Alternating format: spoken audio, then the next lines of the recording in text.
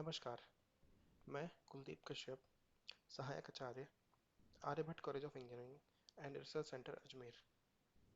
इस वीडियो में हम चर्चा करेंगे मानव मूल्य तथा शिक्षा की भूमिका, human values and role of education. यहाँ जो भी बातें आपके सामने रखी जा रही हैं, यह सभी एक प्रस्ताव के रूप में है।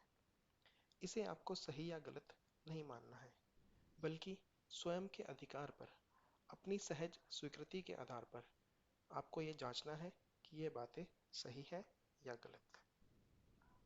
यह एक संवाद की प्रक्रिया है। यह संवाद आपके और मेरे मध्य प्रारंभ होगा। इसके पश्चात यह आपके स्वयं में चलने लगेगा।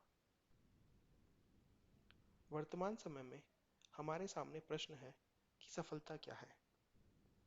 क्या धन की प्राप्ति ही सफलता है, या फिर डिग्री प्राप्त करना, या एक अच्छी जॉब प्राप्त करना?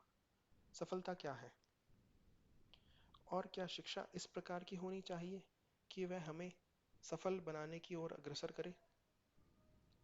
जब हम इन प्रश्नों का उत्तर ढूंढने का प्रयास करते हैं, तो हम शिक्षा को कुछ इस प्रकार से देखते हैं। शिक्षा हमें यह बताए कि हमें करना क्या है, मानव के लिए क्या महत्वपूर्ण है, साथ ही साथ यह भी बताए कि उसे कैसे करना है, what to do and how to do। क्या ये दोनों ही प्रश्न आवश्यक हैं, या फिर किसी एक से भी काम चल सकता है? इस प्रश्न का उत्तर ढूंढने का प्रयास करते हैं तो निष्कर्ष यही आता है कि ये दोनों बातें आवश्यक हैं। और जब यदि ये दोनों बातें आवश्यक हैं, तो इनका वरीयता क्रम क्या होना चाहिए?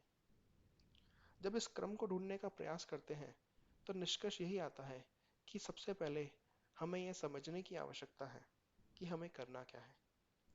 इसके पश्चात ही हम सीख सकते हैं कि हमें उसे करना कैसा है। वर्तमान समय में हमारी शिक्षा पद्धति कुछ इस प्रकार की हो गई है कि हमारा ध्यान केवल स्किल पर है, मूल्यों का कोई भी योगदान नहीं है। जब हम इस स्किल पे काम करते हैं और अपने विद्यार्थियों को प्रोफेशनल बनाते हैं और जॉब्स के लिए तैयार करते हैं, तो हम ये देखते हैं कि विज्ञान और तकनीकी में हमने उच्च शिखर को तो प्राप्त कर लिया है, परंतु जब हम पीछे मुड़ के देखते हैं तो हमारे सामने कुछ कमियां नजर आती हैं। ये कमियां हैं मानव का मानव के साथ संबंध का अभाव। जिस प्रकृति में हम रह रहे हैं, उस प्रकृति का दोहन करना हमने शुरू कर दिया है। जिस समाज में हम रह रहे हैं, वहाँ विज्ञान, तकनीकी, प्रबंधन और चिकित्सा ने अनेक सुविधाएं उपलब्ध करा दी है, परंतु क्या आज ये समाज विकसित हो चुका है? जब इस बात पे हम चर्चा करते हैं, तो हमारे सामने कुछ भय प्रस्तुत होते हैं। ये भय है हिंसक पशुओं का भय, प्राकृतिक आपदा का भय, मानव का मानव के साथ अमानवीय व्यवहार का भय। क्या यह भय विकास के साथ बढ़ा है या घटा है, या हम कहें शिक्षा बढ़ने के साथ साथ बढ़ा है या घटा है? हम ये देखेंगे कि जैसे जैसे शिक्षा बढ़ रही है, उसके साथ साथ मानव का अमानवीय व्यवहार भी बढ़ता जा रहा है। आज की शिक्षा से युक्त विद्यार्थी को हम किस प्रकार देखते हैं, उसकी मानसिकता क्या है, या हम उसे किस मानसिकता के लिए तैयार कर रहे हैं? क्या हम उसे इसलिए तैयार कर रहे हैं कि वह सदुपयोग करे और श्रम पूर्वक उत्पादन करे, या फिर हम उसे इसलिए तैयार कर रहे हैं कि वह कम से कम श्रम में अधिक संग्रह एवं भोग की वस्तुओं का संग्रह कर सके? इस प्रश्न का उत्तर ढूंढना आवश्यक है। साथ ही यह भी जानना आवश्यक है कि जो भय बढ़ रहा है, ये क्यों बढ़ रहा है? क्या यह भय घटेगा या नहीं? जब हम शिक्षा की भूमिका की बात करते हैं, तो शिक्षा की भूमिका कुछ इस प्रकार होनी चाहिए।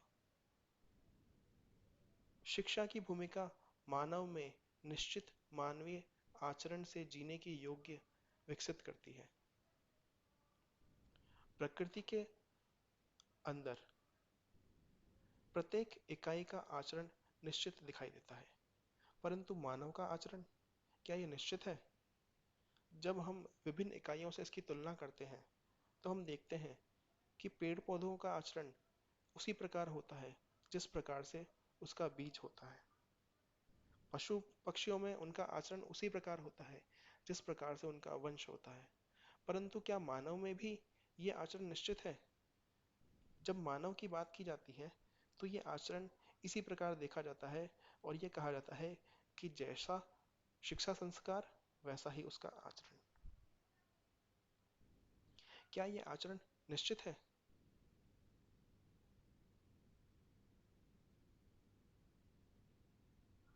क्या मानवीय संबंध महत्वपूर्ण है? इस बात पे भी चर्चा का विषय है। ये जानना आवश्यक है कि मानवीय संबंध महत्वपूर्ण है। यदि महत्वपूर्ण है तो क्यों है? हम स्वयं में जांच कर देखें कि हमारी इच्छा क्या है, हम क्या चाहते हैं। क्या हम सुखी होना चाहते हैं? क्या हम समृद्ध होना चाहते हैं? क्या हम सुख और समृद्धि की निरंतरता चाहते हैं? जब हम इसे अपनी वास्तविक स्थिति से तुलना करते हैं तो प्रश्न उठता है कि क्या हम सुखी हैं? क्या हम समृद्ध हैं? क्या हमारे सुख और समृद्धि की निरंतरता है? इन प्रश्नों का जवाब ढूंढना आवश्यक है, और यदि इनका उत्तर हमारी इच्छा के अनुरूप नहीं है तो हमारे प्रयास उस तरफ हैं कि हम अपनी इच्छा और अपनी स्थिति को एक प्रकार बना सकें।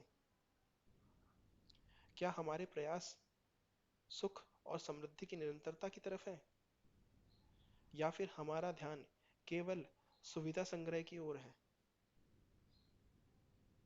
इन प्रश्नों का उत्तर ढूंढना आवश्यक है।